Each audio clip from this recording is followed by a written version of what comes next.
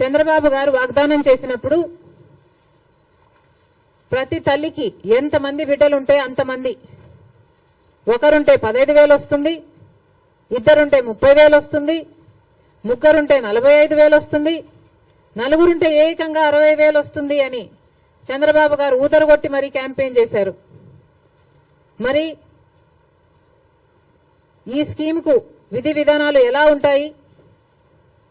చంద్రబాబు గారు నిన్న విడుదల చేసిన జీవోలో అయితే ప్రతి తల్లికి అని రాశారు.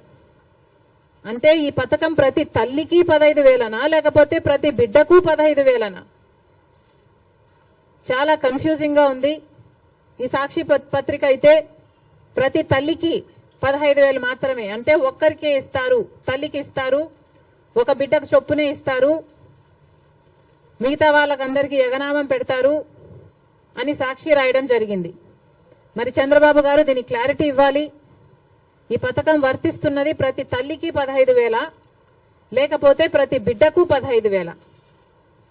చంద్రబాబు గారు వాగ్దానం చేసినట్టు ప్రతి బిడ్డకు 15,000 ఇవ్వాలని,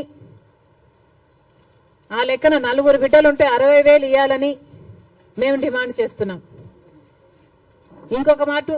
ఇంకో మారు సాక్షిని నడుపుతున్న జగన్మోహన్ రెడ్డి గారు కూడా సమాధానం చెప్పాలి. ఇలాగే జగన్మోహన్ రెడ్డి గారు కూడా అమ్మఒడి అనే పథకం ఆయన ముఖ్యమంత్రి కాకముందు అమ్మఒడి పథకం కింద మేము ప్రతి బిడ్డకు 15,000 ఇస్తాము అని ఆ రోజు వాగ్దానం చేశారు.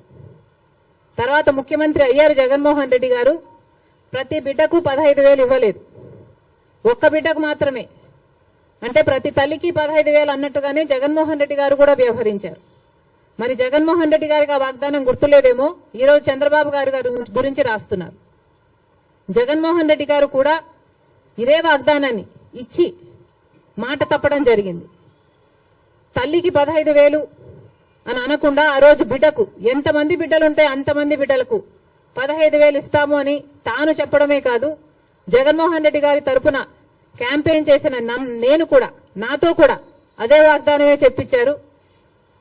ఆ రోజుల్లో నేను కూడా జగన్మోహన్ రెడ్డి గారు ఈ పథకాన్ని అమలు చేస్తారు అని నమ్మి బాయ్ బాయ్ బాబు క్యాంపెయిన్ లో నేను కూడా ప్రచారం చేయడం జరిగింది. కానీ జగన్మోహన్ రెడ్డి గారు ముఖ్యమంత్రి అయిన తర్వాత అమ్మఒడి పథకం కింద కేవలం ఒక బిడ్డకు మాత్రమే ఇవ్వడం జరిగింది. జగన్మోహన్ రెడ్డి గారు ఒక బిడ్డకే ఇచ్చారు, ఇప్పుడు చంద్రబాబు గారు కూడా ఒక బిడ్డకే ఇస్తారు అని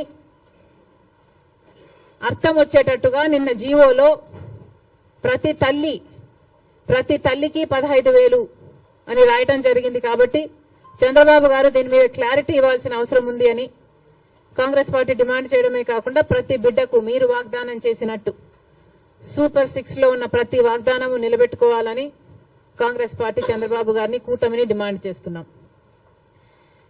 ఇక ఇటీవల క్రియేట్ చేస్తున్న confusion Visakhapatnam steels, Vizag steel కు సంబంధించి తెలుగుదేశం పార్టీ ప్రజాప్రతినిధులే రకరకాలుగా మాట్లాడుతున్నారు. ఒకరేమో అది లాస్ మేకింగ్ కంపెనీ, అమ్మక తప్పదు అని ఒక రకంగా మాట్లాడతారు. ఇంకొకరేమో ప్రైవేటైజ్ చేయము అని మాట్లాడతారు. అసలు విశాఖ స్టీల్ కు ఇంత ప్రమాదం ఎందుకు వచ్చిందో ఆంధ్ర రాష్ట్ర ప్రజలందరూ కూడా ఆలోచన చేయాలి. అధికారంలో ఉన్న బీజేపీ పార్టీ అయితేమి, ఇక్కడ అధికారంలో ఉన్న చంద్రబాబు గారు అయితేనేమి ఆలోచన చేయాలి. అసలు వైజాగ్ స్టీల్ కి ఇంతవరకు క్యాప్టివ్ మైన్ అనేది లేకుండా పోయింది. రాజశేఖర రెడ్డి గారి హయాంలో రాజశేఖర రెడ్డి గారు వైజాగ్ స్టీల్ కి ఒక క్యాప్టివ్ మైన్ ఉండాలి అనే ఉద్దేశంతో అనంతపూర్ దగ్గర ఒక మైన్ ఐడెంటిఫై చేయడమే కాకుండా ట్రైపార్టీ అగ్రిమెంట్ స్థాయి వరకు కూడా క్యాప్టివ్ మైన్ కోసం ప్రయత్నం చేయడం జరిగింది. తర్వాత వచ్చిన ముఖ్యమంత్రులు ఎవరు పల్లి పట్టించుకోవడం మనం చూడలేదు.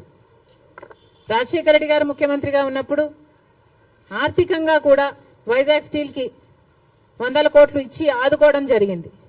మరి ఆ తర్వాత ఏ ముఖ్యమంత్రులు వైజాగ్ స్టీల్ గురించి పట్టించుకోవడం చూడలేదు. ఎందుకు అని అడుగుతున్నాం.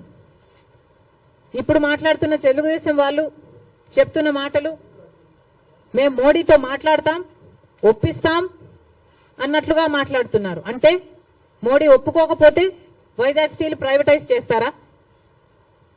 ఏం చెప్పదలుచుకున్నారు? ఏ మోడీతో మాట్లాడతారు?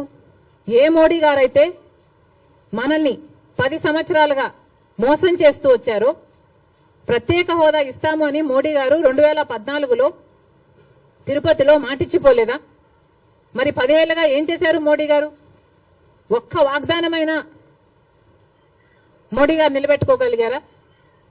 ప్రత్యేక హోదా అయితేనేమి, పోలవరం అయితేనేమి, కడప స్టీల్ ఫ్యాక్టరీ అయితేనేమి, పోర్ట్లు అయితేనేమి, ఇలాంటి ఒక్కటంటే ఒక్కటి కూడా, రాజధాని విషయం అయితేనేమి ఒక్కటి కూడా మోడీ గారు మాట నిలబెట్టుకోలేదు. మరి అదే మోడీ గారి మీద మళ్ళా మాకు నమ్మకం ఉంది, మోడీ గారు ఆదుకుంటారు అన్నట్టుగా మాట్లాడుతున్నారే.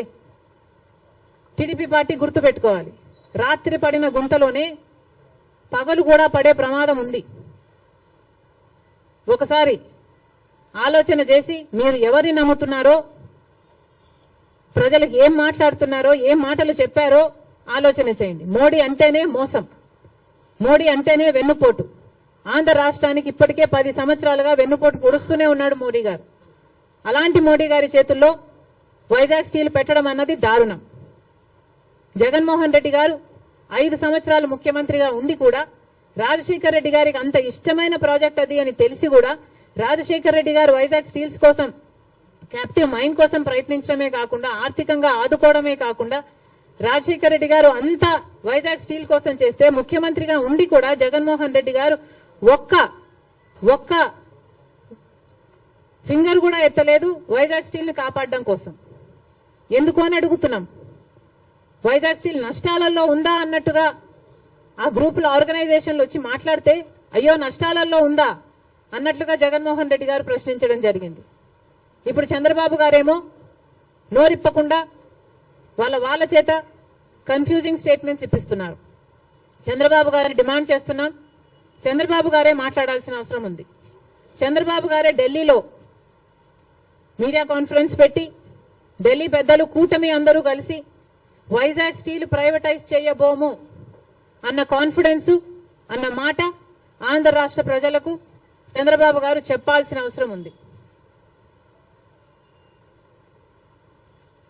ఇవన్నీ ఒక ఎత్తు అయితే, ఈరోజు రాజశేఖర రెడ్డి గారు